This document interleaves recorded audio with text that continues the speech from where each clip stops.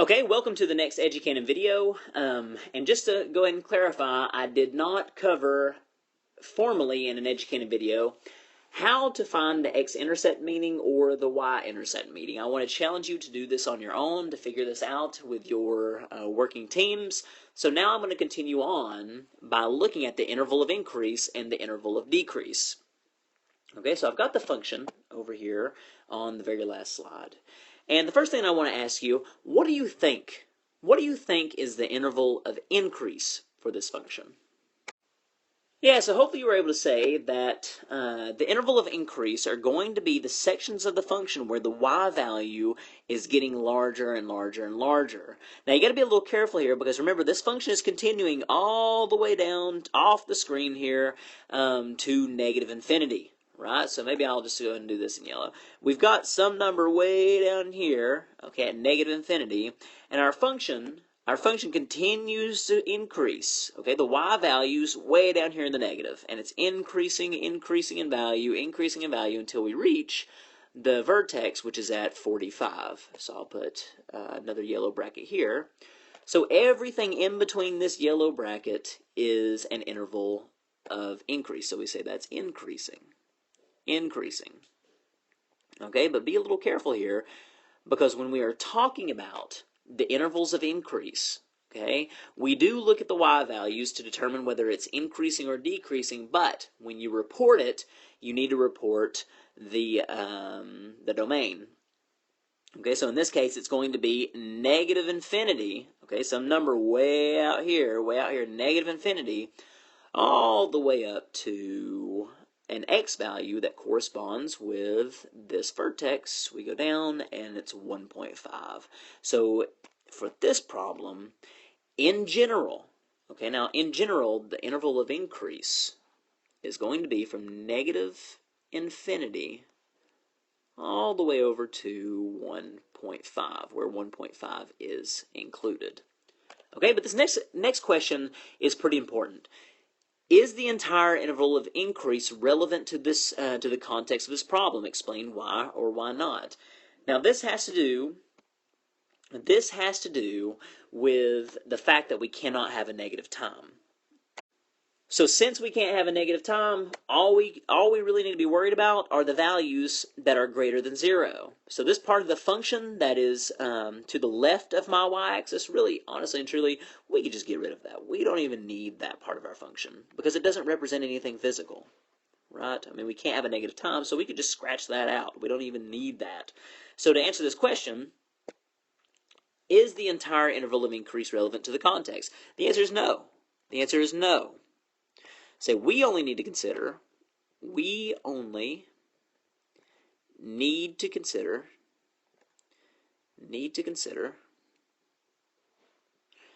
portion,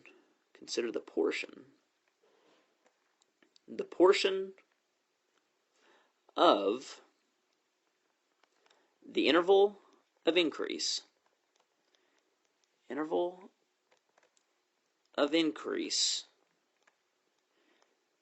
that is,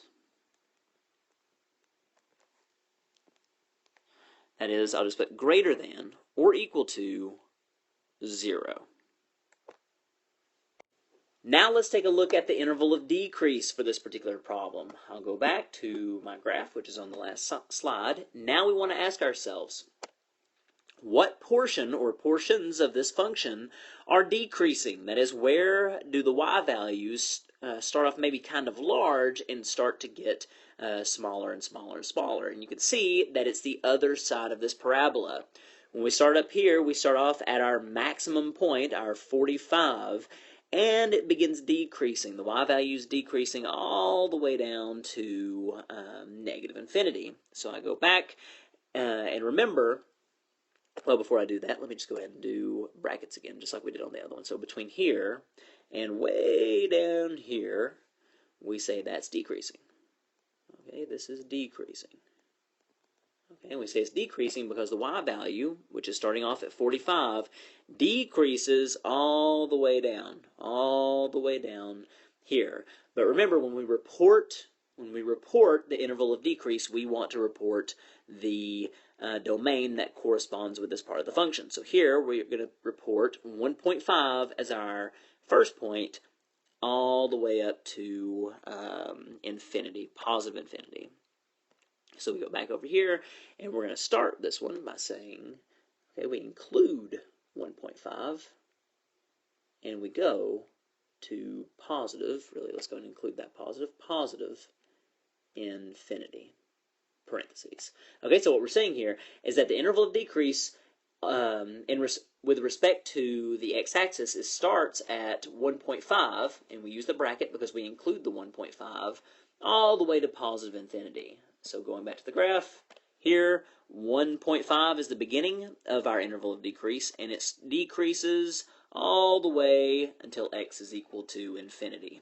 Okay, so it just continues that forever. But is the entire interval of decrease relevant to the context? Why or why not? Now, again, this has to do with the with what we talked about for the height here. Okay, so did we say that there were any limitations to what the height could be?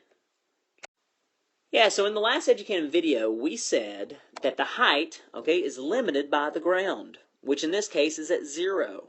So anything below 0, we can't have. We cannot have any of this. Anything below 0, we can't have. So we could just scratch that out. We don't even need it. We can't go below the ground in this case. So we say that no, we don't need the entire interval of decrease. So we say, no, it is not relevant. Okay, the entire interval of decrease is not relevant to the context. Why or why not? Because our height is limited by the ground. By the ground, which is 0 in this case. Okay, so let's go on to the next problem. Relative max and min. So the relative max and min as it applies to when JJ throws the football. So this part of the function may require a little bit of explanation because it's not really clear what it's referring to. So you may think that it's referring to the entire function that we had in general at the very beginning, but it's not. It's actually referring to only the portion of the function that actually represents JJ throwing the football. So really what you could say is that we have a point here, I'll put it in red, and a point here, and everything that's left in red that we didn't scratch out is the function that we're looking at.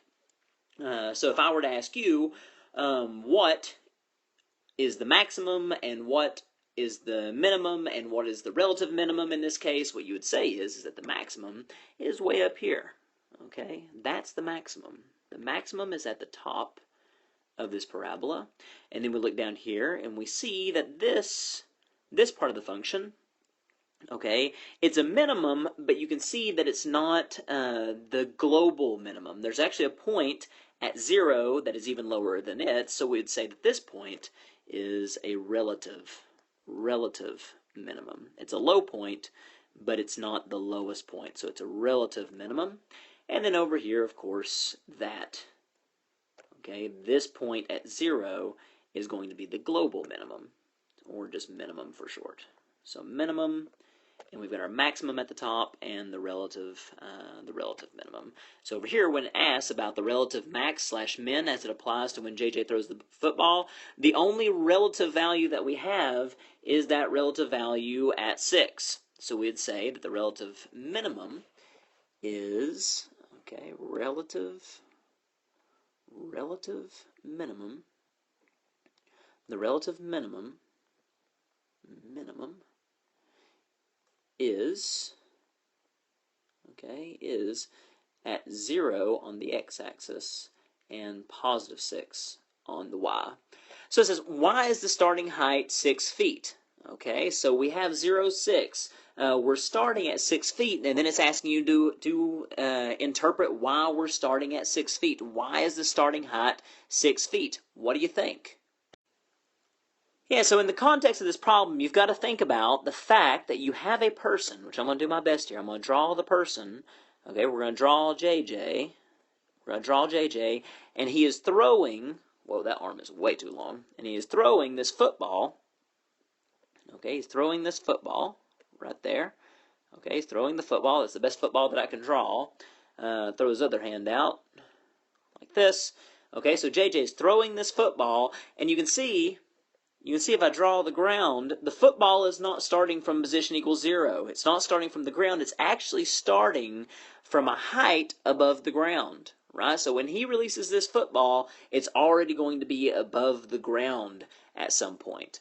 And whenever he releases the ball, we would say that the height of the ball, the initial height of the ball relative to the ground, is 6 feet. So, why is the starting height 6 feet? Because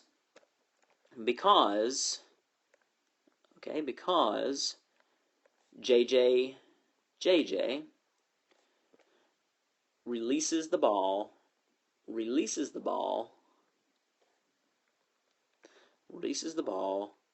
6 feet from the ground.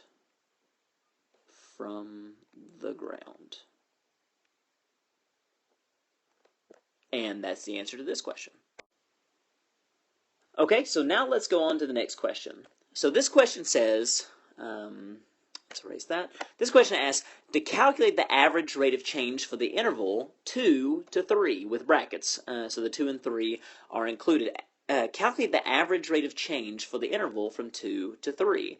Now, this is a new characteristic that we haven't talked about yet, and I'm not going to tell you right now what the average rate of change is. That's going to happen in the next Educanon video. Okay, we want to figure out what the average rate of change is for the interval 2 to 3. Okay, so go ahead and maybe try to attempt whatever you think that the average rate of change is. Maybe Google a couple things, how to calculate the average rate of change, and give it a shot on your own, and then continue the next Educanon video, which will show you how to calculate the average rate of change for the interval 2 to 3.